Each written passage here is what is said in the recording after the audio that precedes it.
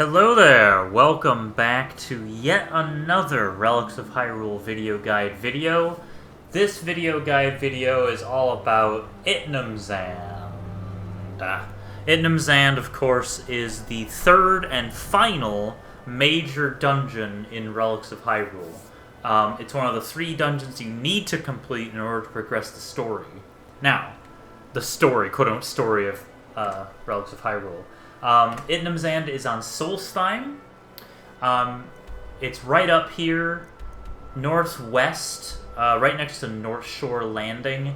I have a mod installed that updates the map depending on like all sorts of different stuff. So in your installation, it is very unlikely that Itnamzand will be visible on your map unless you have a mod like Dindo LOD or something like that that can put it on the map. I have such a mod, so it is on my map. That being said, you can get there from Raven Rock. If you go from Raven Rock and head north along the shore, you will eventually see Itnamzand appear on the horizon. And like I said, it's right next to North Shore Landing, way up in the northwest. And of course, it makes a triangle with Kino Langdensel and Morwitterzal. This is the upper right point of the triangle. Kino Langdensel is upper left, and then Morwitterzal would be the bottom point. So it's sort of an inverted triangle. Anyway, so that's the dungeon itself, but we have to get inside. And before we get inside, we need to sort of get past all these mud crabs, including one named Old Salty, which I believe this is Old Salty.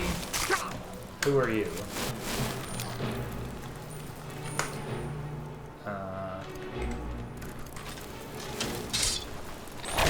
That's just a mud crab. Okay.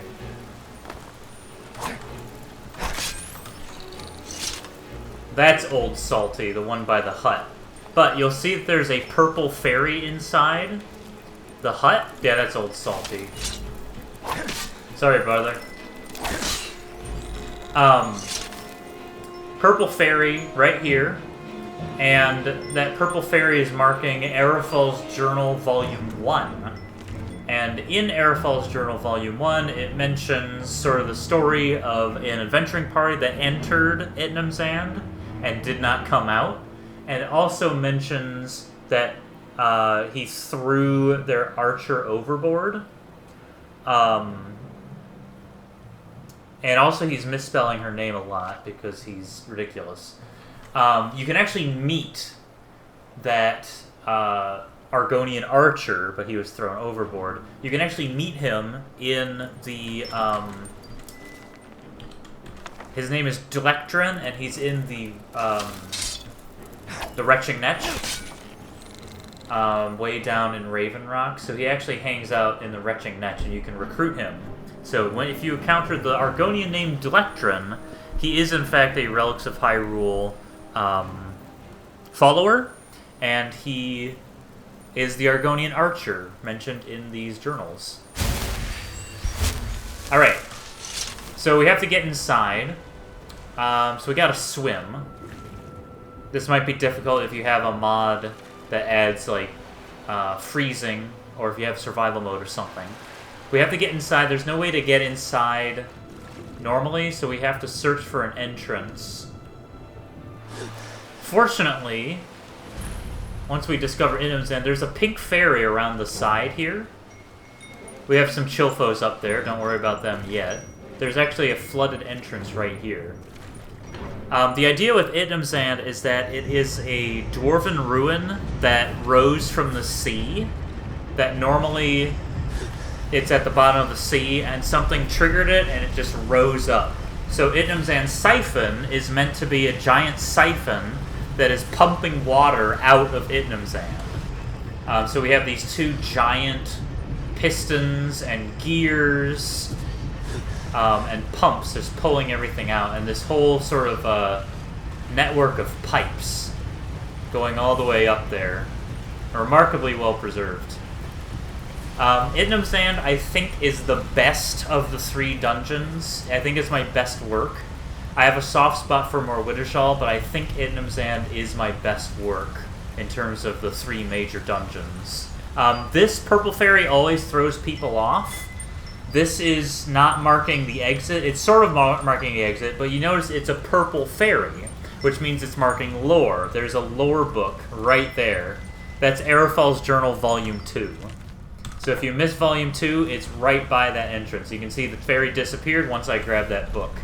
So now we're opening this door. That will bring us to the top of Itnamzand, and we can fight these Chilfos, which I'm actually going to hit with some arrows. Not love arrows.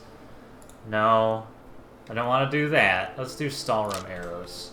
Because, I mean, they use Stalrim, so why not? Hello. Get rid of him.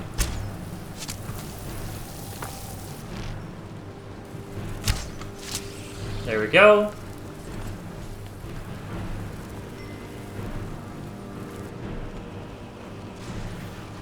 Oh, there's also Tektites that are fighting these guys.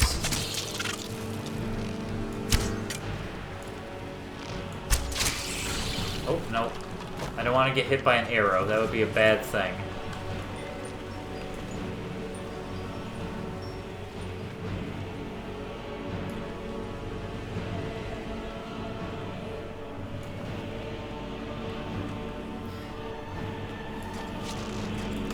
Okay, I got hit by an arrow, which is a bad thing.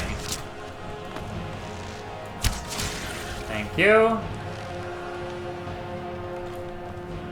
So, interestingly enough... Hey. Ha! Yaha! Yaha!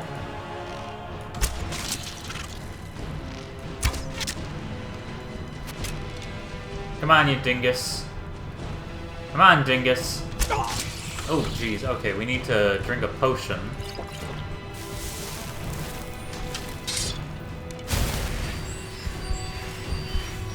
Here's a lever right here. You can see that we had to climb up this way and then kind of jump down, but that lever will grab some of the... Ooh, a Zora War Axe. That's nice. I should probably take that. Wait, why should I? What am I doing? I need arrows. That actually descends some of these drawbridges. Right there. So it's easier to get on once you pull that lever. However, we're going to keep going. We're going to wrap ourselves around up here. And... anybody up here? Can I get a witness? Hello? Okay.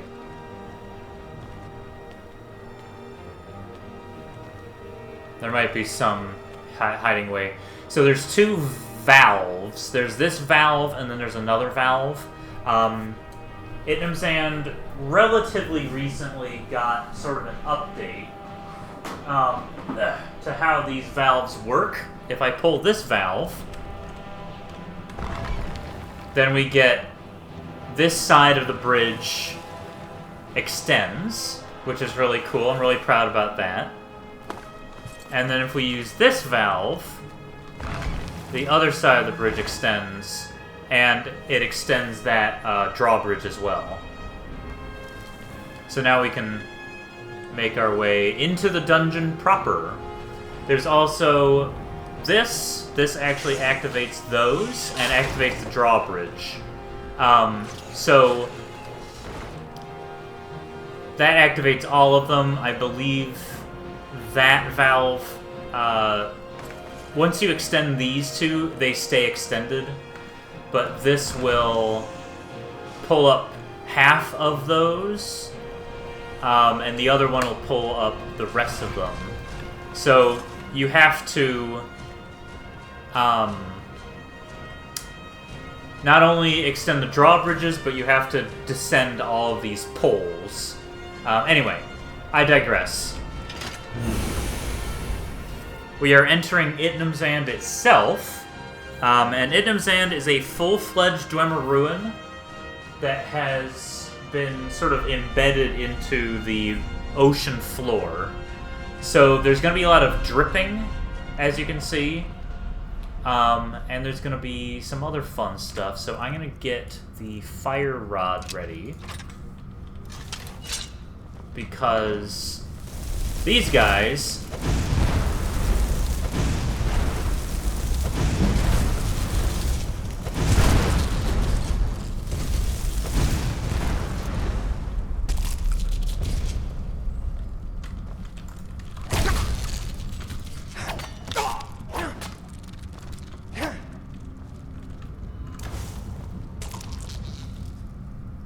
We good?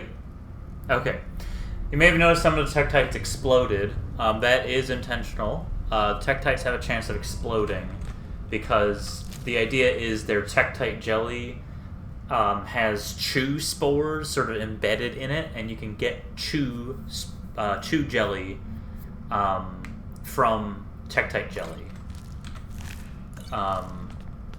This was before I added like real chews, which I think there's one in Itnamzand. There should be at least one. So you can refine Tektite jelly into chews with the idea that Tektites and chews became symbiotic. Here's a rare Tektite. It's essentially Great Fairy's Tears. And then there's that Dingleberry. Let's take care of it. Oh, no. Let's use a normal arrow. Hello? I said hello. There we go. So not all Tektites will explode. They all have a chance to explode.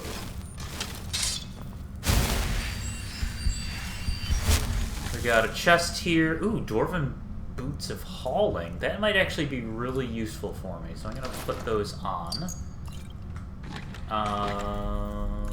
Go. Got some scrap. And right here is a lever. And that descends that. This door we can't open, as you can see. Cannot open it, it needs a key. So we just have to progress further into the dungeon. Doors open automatically, very cryptically. I don't want a love arrow. Although I guess I shot that one with a love arrow.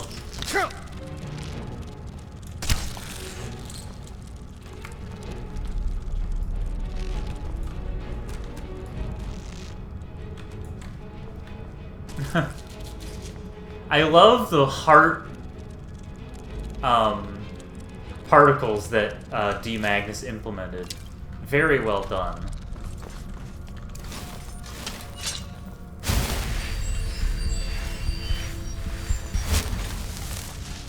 Oh, there's my other love arrow. Okay, cool.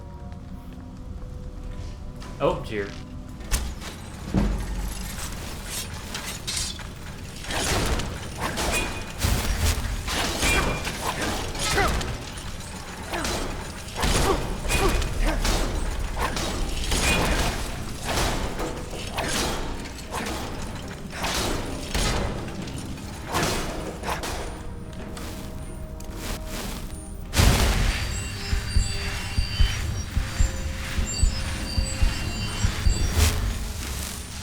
Anyway, so we encountered those guys.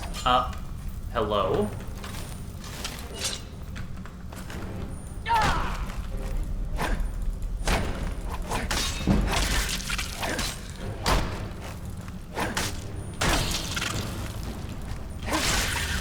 There we go.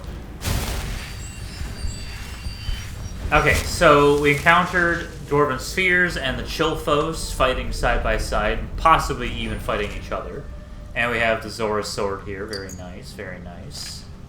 And the Chilphos actually came from over here. There is a kind of chilly spot, and there's a chest here that has just random junk in it. But there's also some other random junk. Another chest with some random junk over here. I'm going to take that Potion of the Warrior. And then there's a lever right here.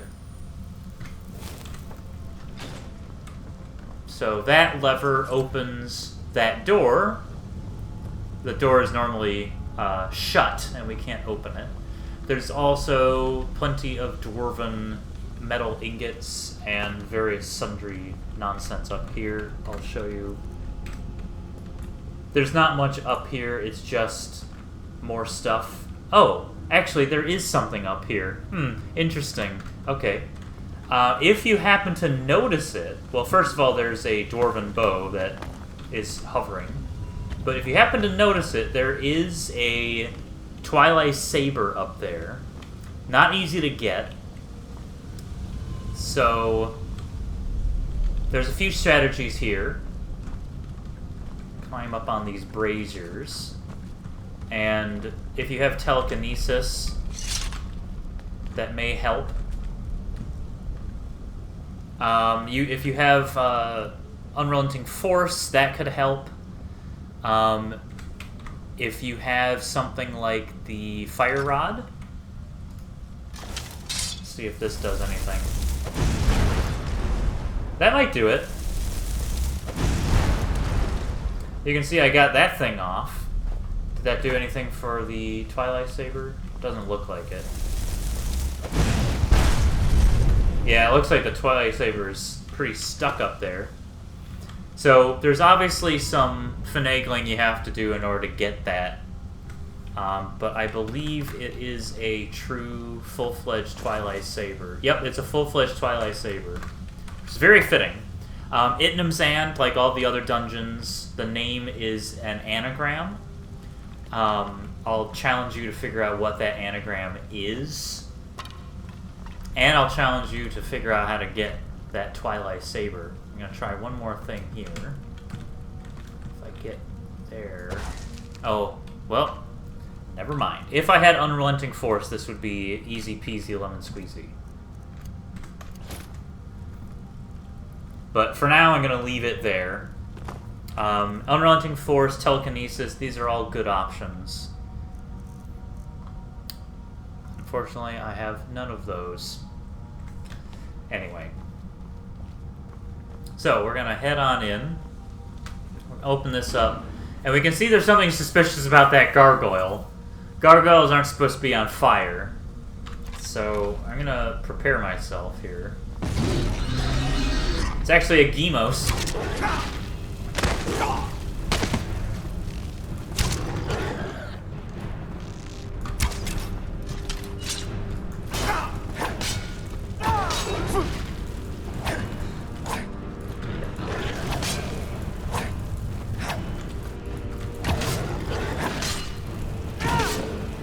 And we're gonna get out of the way.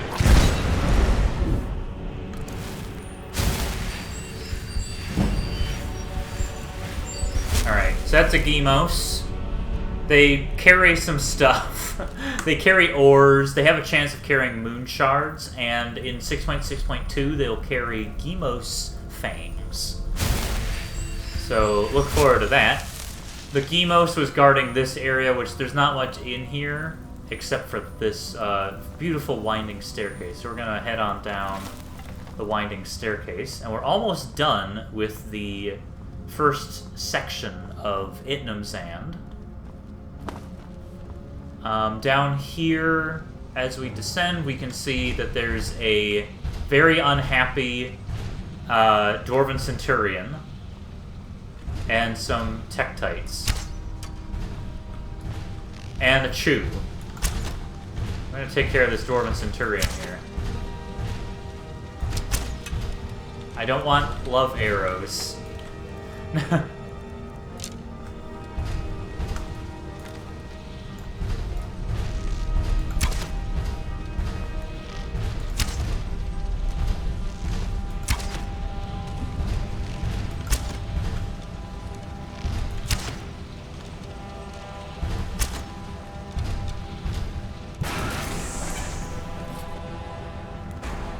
He landed on the Chew. So I'm going to kneel and... oh, that's Ghostly Remains. I thought it was a Chew. It was a Poe. Okay, so it was a Poe. Alright, get out of here.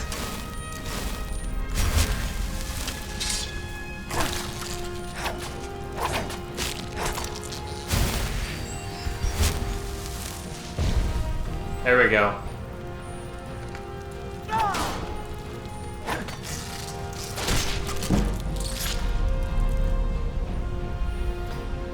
Okay.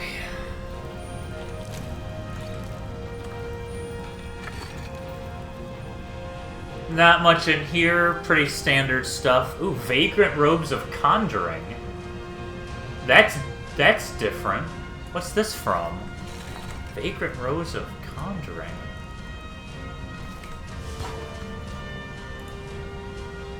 Oh, interesting. That's cool. That's from a creation, the fish update. Alright, so Dwarven Centurion, standard stuff. It's a normal Dwarven Centurion. Nothing to write home about. Pandora, however, is from Relics of Hyrule. And she has a Dwarven Dagger, she has scaled stuff, and she has, right next to her is Volume 3 of his Arafal's journal. If we use the Lens of Truth, then we see pretty much nothing. Do you work? Alright, so there's nothing in this room for the Eye of Truth. The Eye of Truth will come in handy at some point, though. Oh, that's right, these things.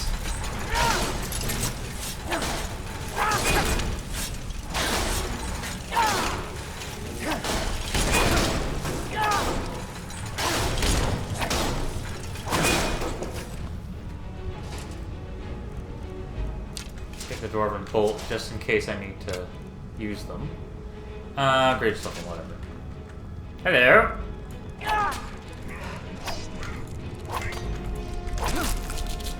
There's something else going on in there.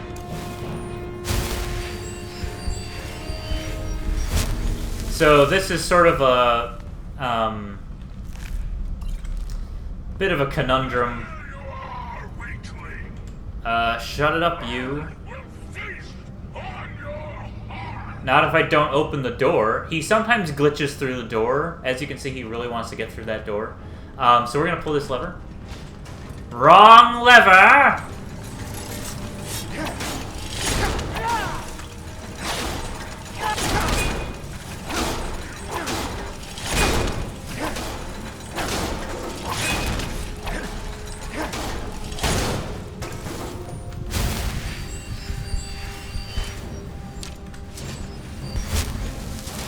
Oh, that's interesting. He's just standing up. Okay. Do I have any magic potions? Good. So now we're gonna fight this guy. So that'll be fun. So this is the right lever. On the right.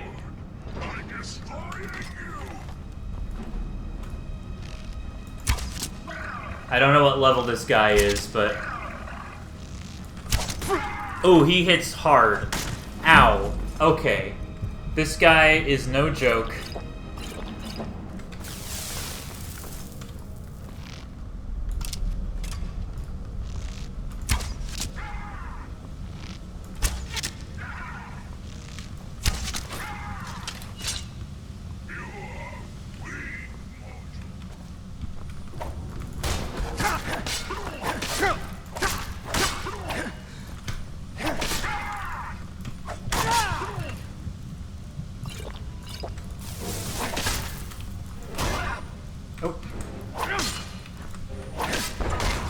Alright. We got him down. So, it may throw people off that the Darknuts say, I honor my lord by destroying you, and all the other Dremora dialogue.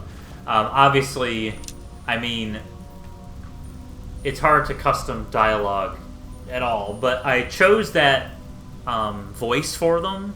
They're actually coded in the game as orc vampires. So, they are vampires, and the lore that they're talking about is pretty much guaranteed to be, what's his face? You know that guy. Ganondorf. Peace of Mind, and a Knight's Crest, which is really cool. Do I have one on? I should probably wear it. And they have, he has a Darknut battle sword. He had a lot of stuff. And that's actually stronger than the Sword of the Sages, so I'm going to use that. I'm gonna make that my number 1. Look at this guy. Ooh, he's beefy. Look at that beef.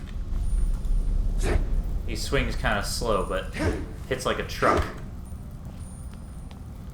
Fly like a butterfly, hit like a truck.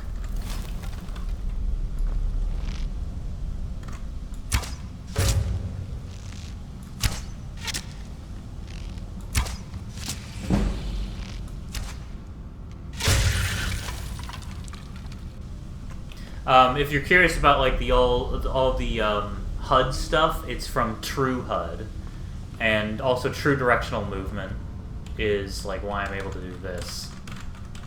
You may also notice that blood stain there. There is a reason for that, which we'll get into at some point. All right, Chilphos has Zora stuff that I want. That guy, I think, is stuck up there, so I'm not going to worry about him. This is broken, and there's a fire Demos. That didn't work.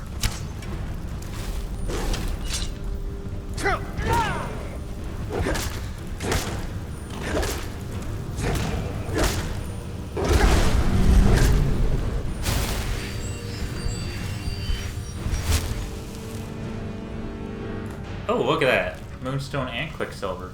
There's a lever right here. And there's a Dwarven Sphere up there. So there was a Gargoyle, or a Gemos right here. And then... why are my arms straining? Hello? The lever's right there. So now we can run around this... Oh, hello. Oh, Long Johnson. Okay, hold the phone here. That's not good.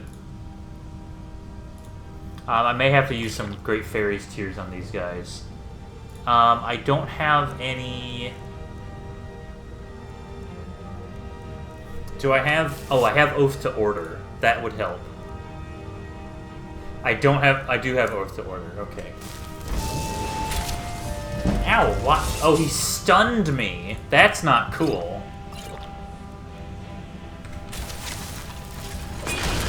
Alright, we're gonna... Hold the phone, hold the phone, hold the phone. I don't want to lose progress. Oh, I hear them. Ah, I hear them. Ow, ow, ow.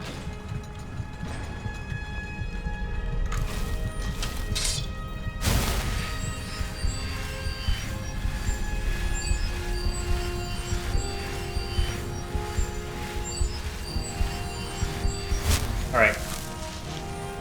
Gonna quick save. I think Itnamzand is the hardest of the 3 dungeons. Morwidishal might be the easiest. Keeneling Manzel is a little harder. And Itnamzand is the hardest.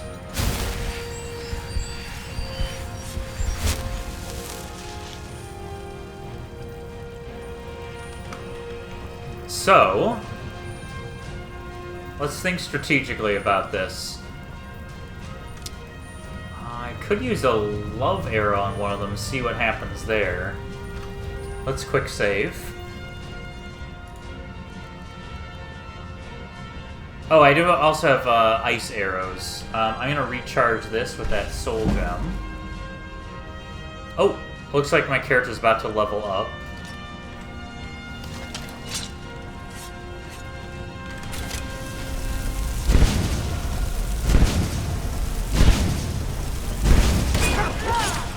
I actually want them. I'm actually almost out of healing.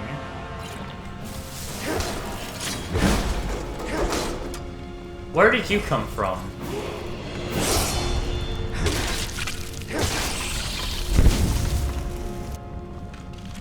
Oh, okay, that was hard. It's quite difficult. Dwarven Sphere Master. I don't really have anything. Dwarven Sphere Master. Fire Jewel. That's useful. That's from Artifacts of Ultima.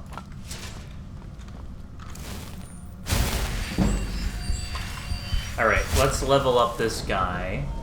Actually, wait, I should use... well, it's too late now. Is there anything he can do for heavy armor? That could be useful. Alright. So, we descended this thing and got pummeled. There is a chest over here. We're going to open that up. And there's a songbook page in it. That's lucky.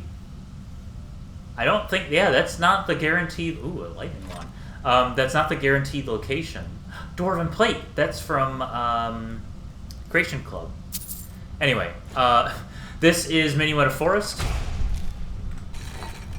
which I need to configure that mod so it doesn't do that.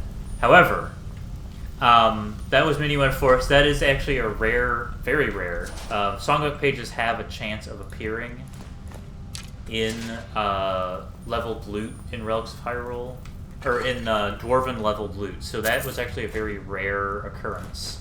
But it was a happy accident. Alright, so this guy will attack us if we jump over to there. There you see a tunic, so I'm going to jump over here. And this guy is just going to have a good time. Ashland Goron Tunic, Goron Cap, Zora Circlet, Skyloft Iron Shield, and then there's just random junk in here. And, our friend is going to run up to meet us, I believe. So I'm going to be ready for him. Yeah, he's a Wind Gemo, so he's going to fight a little bit differently than the other ones.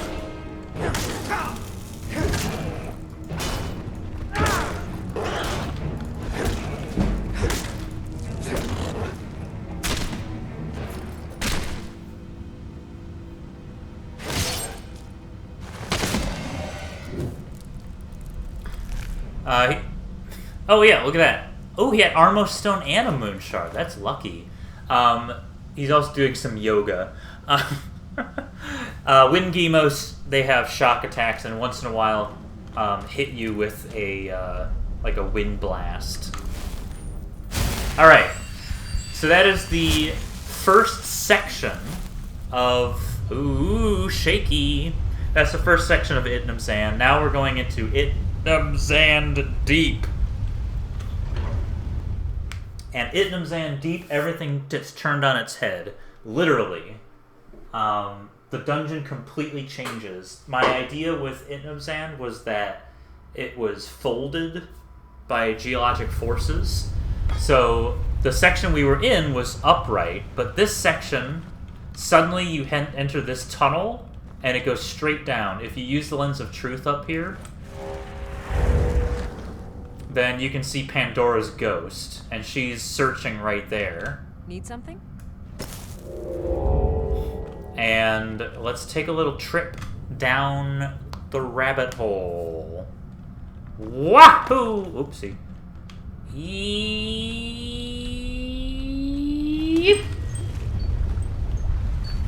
Wow. Ooh. So we can see a rainbow white fairy, rainbow white fairy, white fairy rainbow. So there's a few things going on here. First, let's go straight down, and you can see a light here. That's telling us to continue. And then right through here, a little upside down cave. We go up. There's another light right here. And then, boom. We're in a beautiful coffin zone. There are some Armos that you can mine if you have a pickaxe. There's a Hylian Guard Shield, which I already have, but there's the Ocarina of Time version of the shield. There's also a Burden Coffin, in which you can find a Ring of Akana, and Tarnished Shard number 22. Number 22. Oh, I didn't want to put that in there. Found in a coffin in Itnamzand Deep. There we go. Okay, so we'll exit Itnamzand. Go. That's not normal. What the heck? I can see through time. We're gonna go back down. We see the light. We continue on this way. And there is some other stuff down here. For instance, Turl. There's his corpse, and he has some pretty standard stuff. His ghost isn't as easy to find. So we're gonna hop up on here, and if we use the Lens of Truth, first of all, it shows us that. So there's a few things there. Oh, high-tech type. Get out of here. Alright. Oh, good thing it flowed down there before it exploded. So we can see up there, there's a block of time, which is telling us to use the block of time. I mean, the Song of Time. Turl's ghost is not immediately obvious. I actually moved him in, I believe, 6.6.2, which as of recording this video has not come out yet. But if you climb all the way up here, then you can find a gold ore vein, and you can find Zulema, who is dead, and she has a few things like, ooh, that. Ooh, Staff of Chain Lightning, I'll take. And then Zulema's note. Arafel, I wrote this rather than speak to you in person. Basically, it says that she wants a specific piece of treasure, and Sudine is helping her find it more than she is helping Sudine. It is said to be sleeping, but if awakened, could prove to be dangerous in the wrong hands. I'll find it. I came here to find it myself. I cannot let you keep it if we find it, but I promise I will pay you Z. There is another note somewhere that's signed Z, and it's meant to be Zulema. The name Zulema actually came from one of the books that I wrote but didn't finish. I forget what her deal was. Blackrock is from Artifacts of Ultima. Okay, so Turl's ghost. First of all, we know this. So we're going to use the Song of Time. There we go. Oh. Hello. I believe Turl's ghost...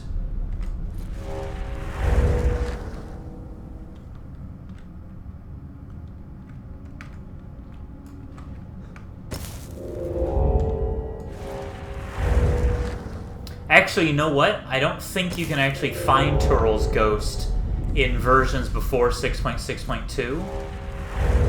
Oh, there he is. Okay, there he is. I stand corrected. So, it's almost impossible to see him because he's way up here.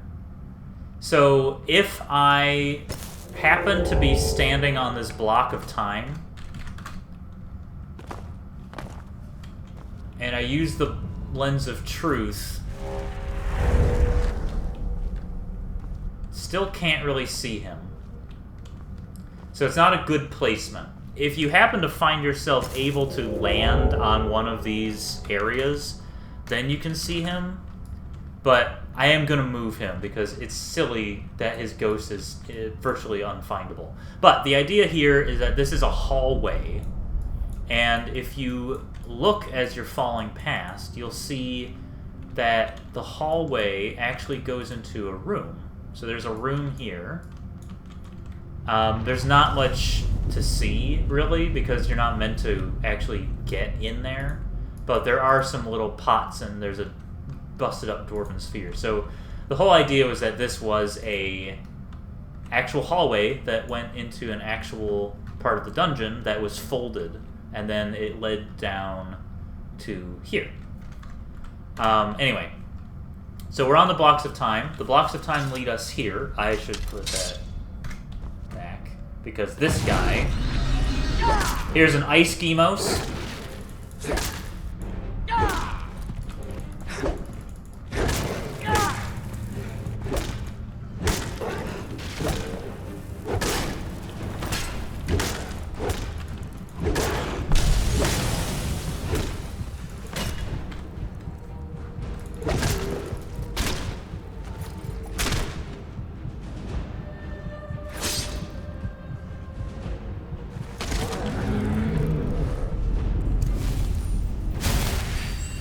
And the Ice Gemos has a nice moon shard and some other stuff. But wait, there's more!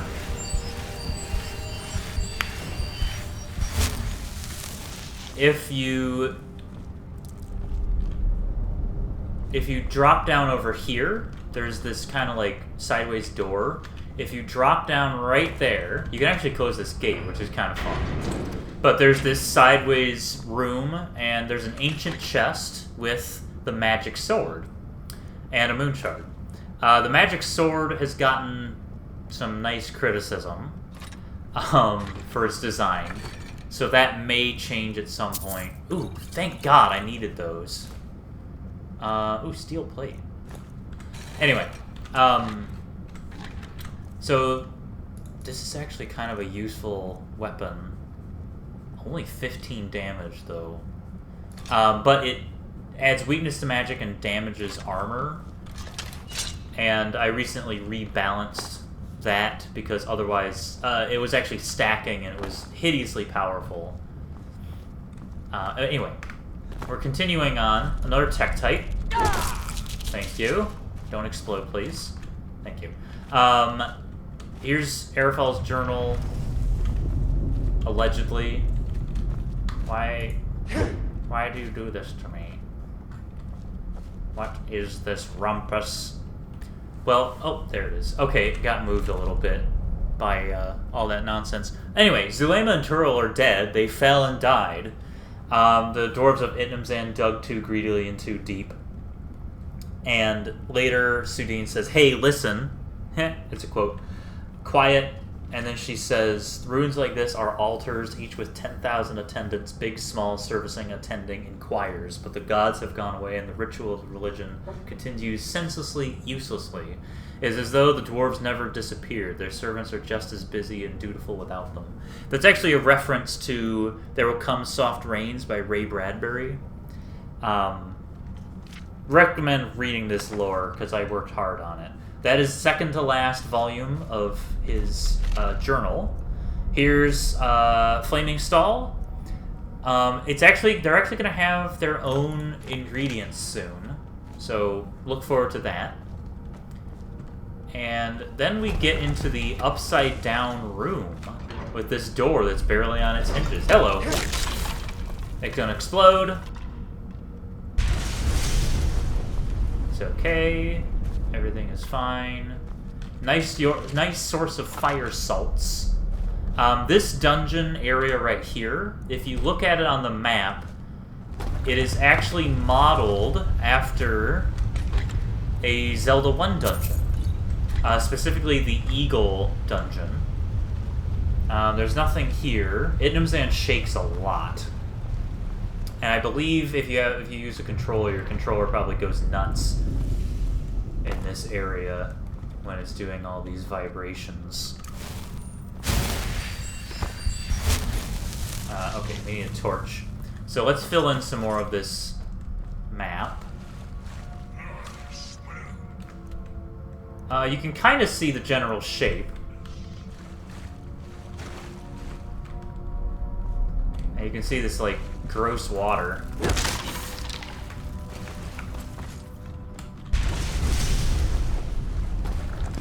Oh, here's a chew. This is an actual chew. So we're gonna kneel, and we're gonna direct... I believe that's a green chew. Just gonna grab it. Oh well. Another chest. Got some Dumak. That is from Coin Replacer Redux. But yeah, so you can see here there's an arm of the eagle, and then there will be another arm of the eagle over here, and then that'll be the head of the eagle. And then that's the bottom. So yeah, it's an upside down, flipped eagle. How's it hanging? You doing good?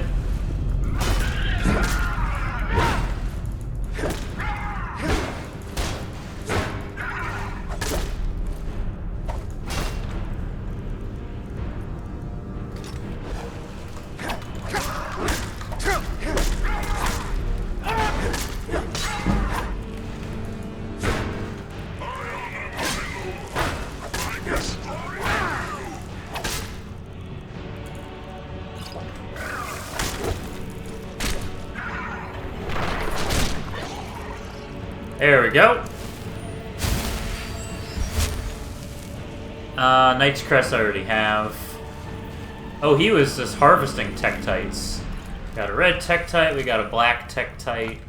We got rare Tektite, which is good because that has some nice healing properties. And in here, we got a Goron Maul, which we're going to take. And Corundum Ingot, some random stuff.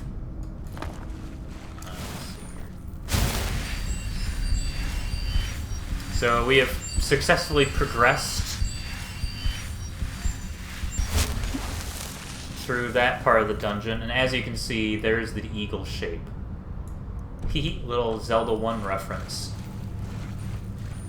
Alright. We're almost there. Oh, hi, Poe.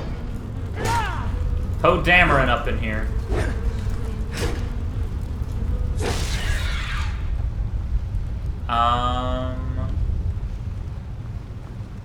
Over this way, there's...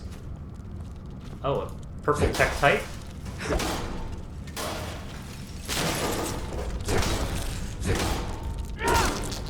It's really funny because I don't know if you noticed that, but this guy, the warped Dwarven Sphere, actually fell. Or something fell. Oh, it was a Dwarven Spider, I think.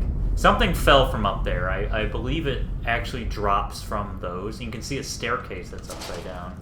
But it broke on impact. But yeah, so it's all messed up. It's all gone to crap. Purple Tektite I need. Alright. Oh, we got ourselves a Parutamu.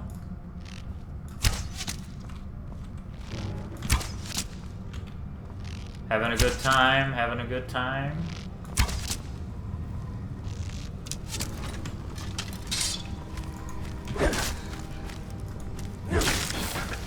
Parutamus are going to kind of change how they look pretty soon in 6.6.2. 6.6.2, yes. Yes, that is correct.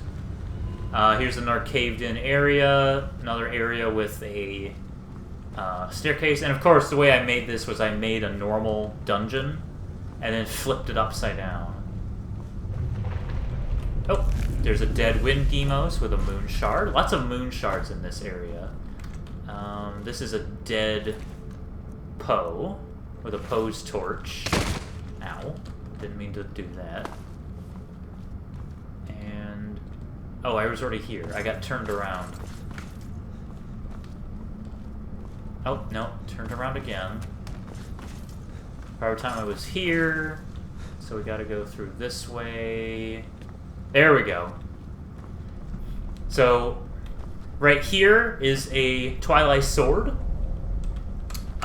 It's near the Parutamu. So there's the Parutamu. You go around this way, there's this bridge that's collapsed.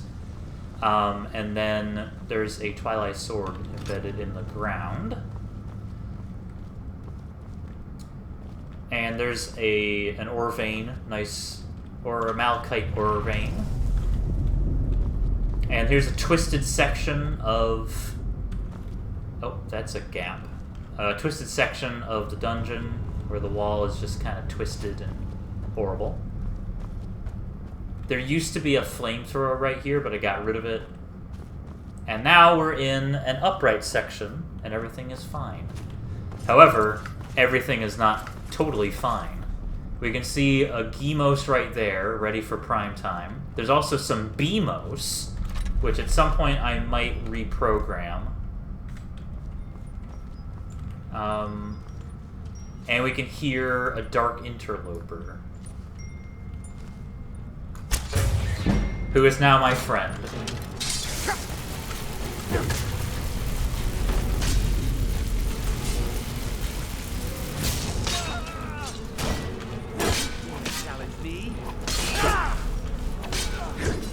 Cool.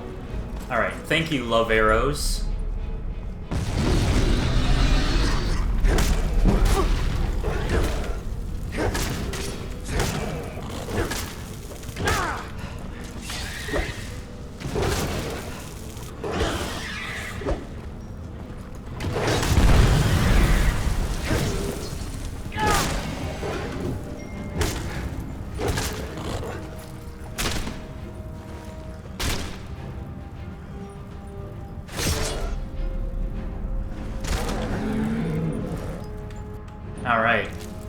Fire Gemos. Ooh.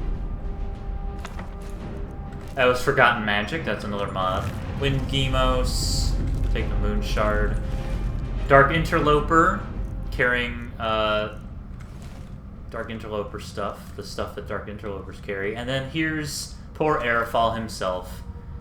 And there's Volume 5. Written in a different hand. Arafel was good at what he did, but he did not survive. It was a mistake to enter this ruin. I think I may have found a way out, but is blocked by a dwarven machine older and stronger than anything I've ever seen. It's my only option. Better to die quickly than slow agony. And if you use the Lens of Truth, then you can see Arafel and Zulema sitting together, peaceful in death. Speak quickly. Yes.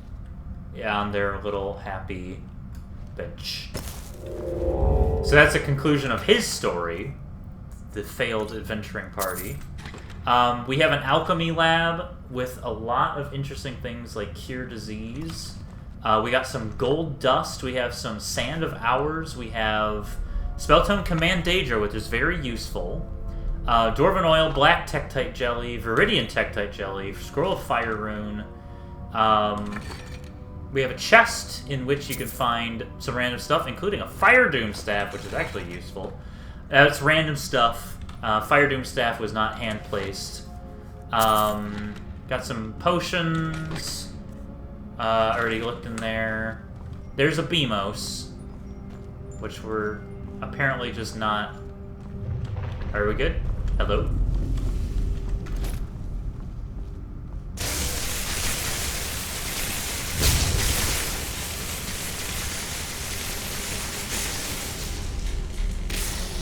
I would love to reprogram the Beamos. They're really cool, but like... They're just a little finicky, and I kind of want to reprogram them a little. Okay, so we also have an Anvil, which is usable. And you can use it to make stuff. Random, normal, vanilla stuff. We have a Grey Gem, which is very useful. We have a Goron Quarterstaff, guaranteed. Guaranteed Elven Battle Axe of Immobilizing, which you can disenchant if you don't already have the Paralysis enchantment. Very good. Oh, I have 2 of the same Knight's Crests, which I am going to disenchant one of them. There we go. We have Recipes for the Ancient Enchanters, which is a book for Relics of Hyrule. These recipes are not 100% accurate, but they give you a good sense of what to do. There's a Hardy Strongbox, with yet another Tarnished Shard. So Itnamzand has 2 Tarnished Shards. We have a chest that just has random stuff in it. And then there's this. So I'm going to quick save, and I'll show you where this rune goes. This is actually a quick exit. If you get this far and you're just like, I can't do this anymore, the problem is you can't climb back out of Itnamzand. You either have to go through or you have to go back up. If you activate this rune, then you appear right here. There's this blood splatter, and there's actually a skeleton embedded in the wall. So the idea is... There you see. Yeah, that's a little morbid. But the idea is that the teleportation wasn't tuned very well, and this poor guy got stuck in the wall like that. And here's this Chilphos that I can actually... Ooh, a Dusk Relic. That's good. That I can loot. Problem is... can't get back up. Can't get back down to where we were, so I'm going to just quick load. Oh, that means I lost that Dusk Relic. At least I know there's a Dusk Relic there.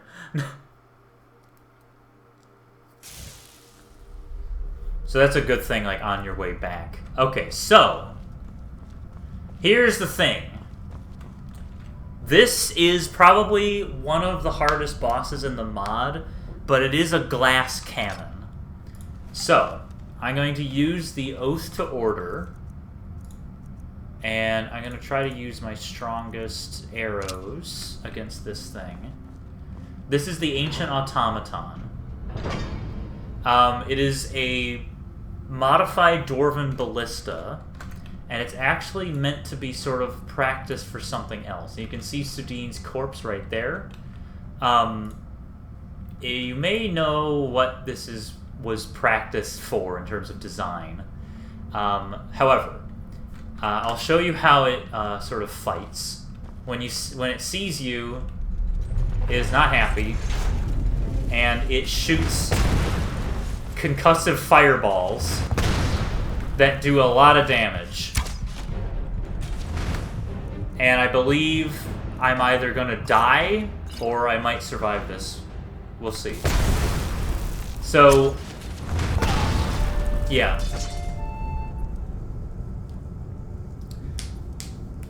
The Ancient Automaton is no joke. Ancient Automaton is one heck of a boy. So there's a few strategies for beating the Ancient Automaton. I'm going to quickly Oath to Order. One is to use a Mirror Shield, of course. We'll try some Lightning and see if that does anything. As you can see, it is immune to lightning, so that's not going to help. Let's try the Fire Doom Staff. It is immune to fire. Let's try Ice Arrow.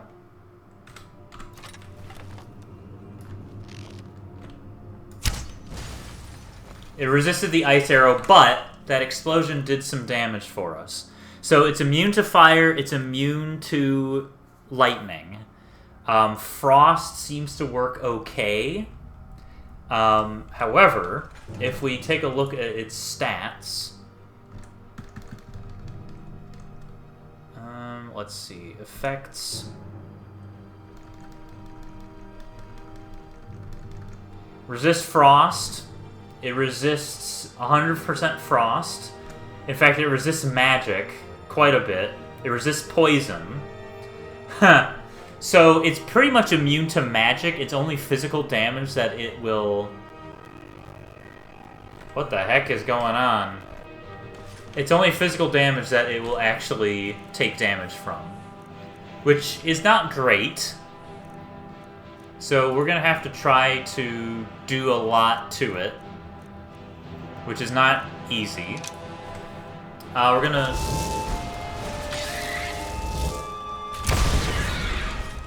Okay, so at one shot...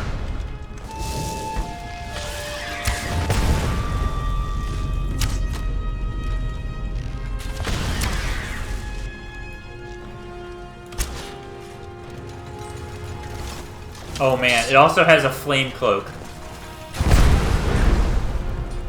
Huh. Oh man. Okay, so that thing is really tough. But like I said, it's a glass cannon. It wasn't that difficult to take down. So you can kind of cheese it, which I kind of want to mess with it so you can't cheese it as well. It does drop the Tornado Rod, which is nice. And it has all of these beautiful spell tomes. And that. So it was actually practiced for the Guardians from Breath of the Wild. It was originally not. It originally launched like actual bolts, like crossbow bolts, but I changed that so it shoots concussive fireballs as practice for the Guardians. Here's Sudine. She's dead, but she has a full set of Chitin heavy armor, which is pretty heckin' dope. Actually, I'm gonna take those. And I'll give her my Dwarven Gauntlets, because those Chitin Heavy Gauntlets are actually pretty good. And you can see her corpse, or her ghost. There's her ghost right there, watching over and judging. Sarah? And here's a switch to open that grate. And that is it for Itnamzand. We finally opened Itnamzand's Sanctum, and inside is the reward, which is the Noble Sword. Actually, one of many Noble Swords. The Noble Sword is unique in that it can be transformed to a lot of different weapons, including the Golden Sword. So we're going to show you the Noble Sword. There we go. So it can be transformed to 3 different swords, technically 4. There's the Tempered Sword, which then becomes Golden Sword. There's also the Red Noble Sword, Blue Noble Sword. So there's 3 different swords that you can get, which is why there's so many Noble Swords. One more Ancient Gate that we're going to open. And here is the Light of Knowledge, which is also unique. You may recognize this crystal as being from the archive. This actually tells you, if you focus the Lens of Truth at an Ancient Enchanter, this will actually tell you where you can find Tarnished Shards, which is really nice. Over here is a yellow fairy in a jar. So we're going to open this up first with the Itnamzand Sanctum key. And we're going to get this yellow fairy in a jar. So I pretend I have a focused Lens of Truth. Pretend I have a focused Lens of Truth.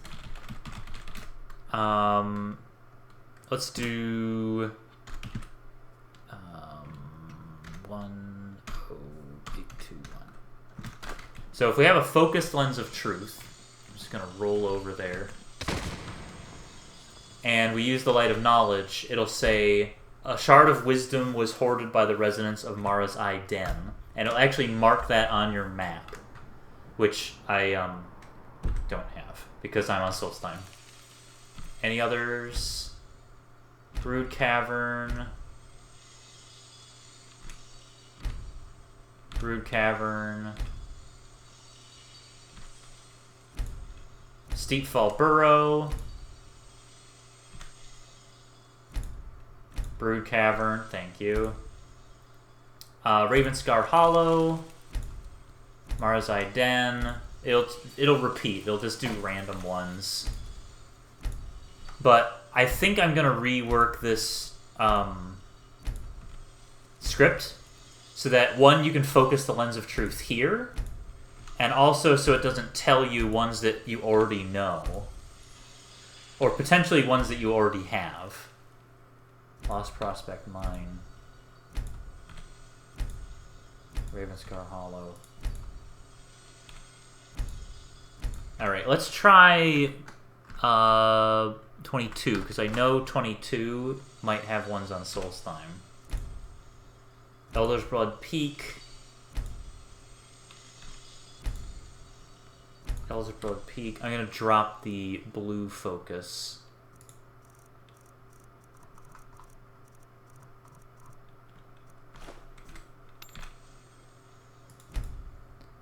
Darklight Chambers. Falbathars. Okay. So we haven't found Falbathars, and you can see it marked it on my map.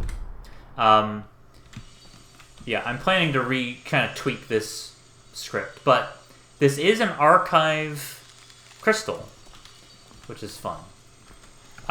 So now we've completed all 3 main dungeons, which means if we go into the Link Between Worlds, now we can access all 3 major dungeons.